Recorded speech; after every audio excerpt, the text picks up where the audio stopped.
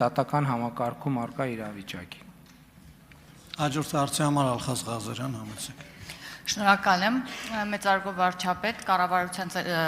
տարեկան զեկույցի շրջանակում ձեզ մի քիչ այլ բնույթի հարց եմ ուզում հնչել։ Sense գալիս գնում գալիս։ Գրանցվում դուրս են։ Վարչապետ, գրանցվում են, որպեսզի աշխատավարձ ստանան, բայց գնում են, որպեսզի չմասնակցեն նիստին։ Մենք 5 տարի այդ շարժն ենք տեսնում։ Տենց ինչ որ բան ոնց որ պատտվիր կյանքի կարուսել երկը ունի։ Sense տեից մտնում են դուրս են գալիս, մտնում են դուրս են գալիս, հա։ Ես նաև մեզ հետևող հանրությանը չեն կարա գրանցվեն, գալիս են իրանց Ես մեզ հետևող հանրությանն էլ տեղեկացնեմ, որ падգամավորները երբ որ չեն գրանցվում, աշխատավարձից այդ նիստի համար զրկվում են եւ իր հարգարժան ընդդիմադիրները գրանցվում են, որպեսզի չզրկվեն աշխատավարձից եւ զրկվում են։ Այո, իհարկե։ Շնորհակալություն։ Դե ճիշտ են ամ, ժողովուրդ ջան, եկեք գրանցվեք, եկեք գրանցվեք։ Համեցեք Տիկին Ղազար։ Շնորհակալ եմ։ Ժամանակը վերականգնեք։ Պարոն վարչապետ, Ընդդիմության միության ներկայացուցիչներին կոչ եմ անում գալ, եթե չեք խանգարում դուք ընդհանրապես, եկեք գրանցվեք, գնացեք։ շատ լավ։ Պարոն վարչապետ, Վարկմարկ կունենաք փակելու բան, չգիտեմ։ Կարող է բենզինը թանկացած լինի, չեմ ասում, գնաճի մասին եք խոսում։ Վերջին 2 ամիսն է մնացել, հա։ Տիկին Ղազարյան, հա պատասխանեց պարոն վարչապետը ձեր հարցին։ Ուրեմն խնդրեմ Համեցեք կներեք Տիկին Ղազարյան։ շնորհակալ եմ։ Ոգեշնչված եմ ուղղակի ընդդիմության։ Մեծարգո վարչապետ, ես իմ հարցս մի փոքր այլ բնույթի է, երևի չեմ չափազանցնի, որ նշեմ այն բացառիկ առաջնորդներից եք, ով ամենօրյա ռեժիմով շփվում է Հայաստանի Հանրապետության քաղաքացու հետ։ Կարելի է ասել, մեզանից շատ դուք եք ճանաչացում Հայաստանի Հանրապետության յուրաքանչյուր մարզում ապրող քաղաքացիների ցանկությունները,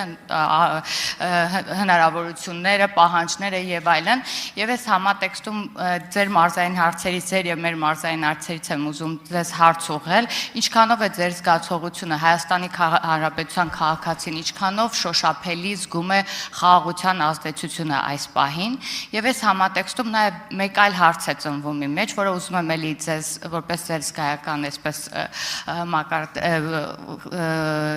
բնույթից հարցնել, արդյոք այս ամենը տեսնելով այսքան ձեռքբերումները, որոնք որ դուք երեք զեկույցի ընթացքում էլ նույնիսկ ձեզ հատկացված ժամանակի ընթացքում ժամանակից էլ անցնելով ներկայացրեցիք եւ ամենամեծ ձեռքբերումը խաղաղությունը ունենալով Հայաստանի Հանրապետության քաղաքացին հակված կլինի ընտրակաշառքով ընտրությունների գնալու, քանի որ ընտրակաշառք առաջարկում են հիմնականում այն ուժերը, որոնք իրապես չեն ճանաչում Հայաստանի Հանրապետության քաղաքացուն։ Գիտեք, ես կարծում եմ, որ խաղաղությունը ամենակարևորը եւ դա հետաքրքիր զգացողություն էր, որ մենք թիմով ճամփորդելիս այդ արձանագրումը արեցինք, որ խաղաղությունը քաղաքացին առաջին հերթին զգում է հոգեբանորեն եւ հոգեպես, որովհետեւ մի ձևի հանդարտություն կա հանրապետությունում, այն նյարդը, այն լարվածությունը, այդ ինչ որ լիցք կա, լիցքը, որը մենք միշտ անդադ զգացել էինք, ներկա ժամանակներում մենք հանդարտություն ենք զգում եւ ես կարծում եմ, որ քաղաքացիները նաեւ ինտուիտիվ հասկանում են, նաեւ ես երեք այդ նրբության մասին չխոսեցի, որ նույն առողջության ապահովագրության համակարգը, նույն կենսաթոշակների ավելացումը եւ այլը ոչ ուղղակի, բայց անուղղակիորեն կապված է նաեւ խաղաղության հետ, որովհետեւ եթե օրինակ խաղաղության նկատմամբ չկա վստահություն եւ կառավարությունը սպասում է էսկալացիոն նոր զարգացումների, դժվար կլինի այդքան շատ միջոցներ միանգամից ուղղել սոցիալական ուղղությունները, որովհետեւ միշտ էլ կմտածես, որ դնենք մի կողմ ինչ որ մի բան կարա այն չլինի եւ այդ իրավիճակներում օգտագործելու համար, որովհետեւ դուք գիտեք, որ ցանկացած էսկալացիա ինքը ծախսերը եւ չնախատեսված ծախսերը մեծացնում է եւ այլն եւ այսպես շարունակ։ Եվ խաղաղությունն է, որ մեզ հնարավորություն է տվել, որ հանդարտության պայմաններում մենք ասենք լավ, այս ուղղությամբ նախ խաղաղությունն է բերել հնարավորություն տնտեսական աճի։ Այսինքն որպեսզի մենք կանխատեսվածից ավել տնտեսական աճ ունենանք,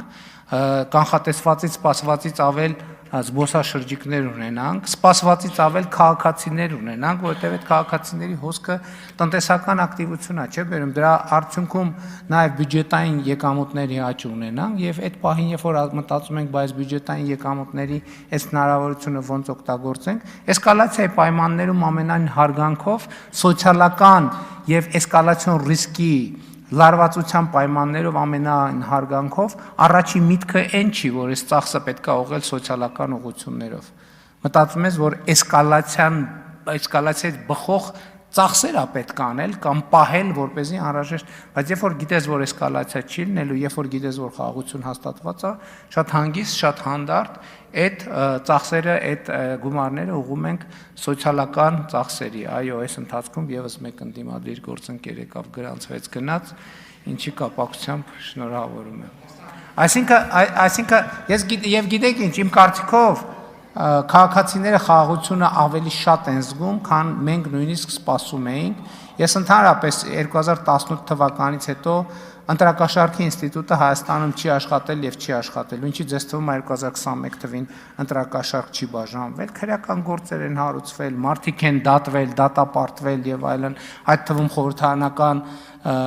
խորհրդան անցած ընդդիմությունների ներկայացուցիչների, չկա այդ դարաշրջանը անցել է վաղուց։ Համեցեք արձագանք։ Շնորհակալ եմ շատ եւ եւս ուզում եմ իմ կողմից հաստատվել, որ իրապես զգում է Հայաստանի Հանրապետության քաղաքացին խաղաղությունը, քանի որ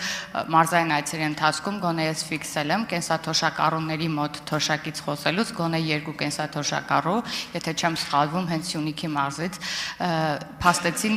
երբ թոշակներից էր խոսվում, որ բարձրանալու են, ասաց կարևորը թոշակը չի կարևորը այն խաղաղությունը, որ արդեն կա, ինչի համար շնորհակալ ենք։ Այո, համաձայն եմ եւ այդ նախադասությունը մենք բազմիցս ենք լսել, երբ որ քաղաքացիների հետ զրույցներում մենք այդ հետևություններին ենք արել, ես անդադ մեջբերում եմ, հիմա էլ կմեջբերի, բայց ժամանակ կգտնի,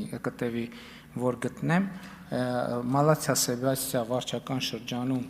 քաղաքացու եւ իմ միջև տեղի ունեցած, որ ինձ համար շատ մեծ եւ դարակազմիկ նշանակություն ունեցող խոսակցություն է, երբ որ քաղաքացին մոտենում է ինձ, ասում է, որ գիտեք, ես բազմաթիվ հարցեր ունեմ, ես էլ ասում եմ, որ հարցերը արդյունավետ լինեն, եկեք այդ բազմաթիվները դնենք, ձեր ամենակարևոր հարցի մասին խոսեք, եւ քաղաքացին ասում է, ամենակարևորը խաղաղություն եմ ուզում։